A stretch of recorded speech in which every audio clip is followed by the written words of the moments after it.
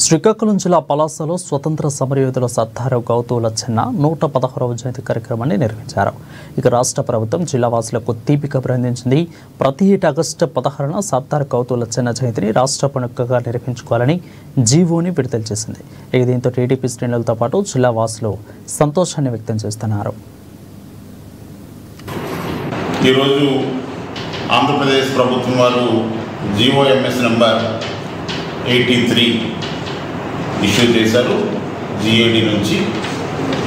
ఆ జీవోలో సారాంశం ఏంటంటే, స్వాతంత్ర ఉద్యమంలో క్రియాశీలకంగా వ్యవహరించి ఎన్నో ఉద్యమాలకి బీజం వేసిన డాక్టర్ సర్దార్ గౌతు లచ్చన్న గారి జయంతి కార్యక్రమాన్ని రాష్ట్ర పండగగా జరుపుకోవాలని ప్రభుత్వం వారు ఒక ఆర్డర్ని ఈరోజు ఇష్యూ చేశారు.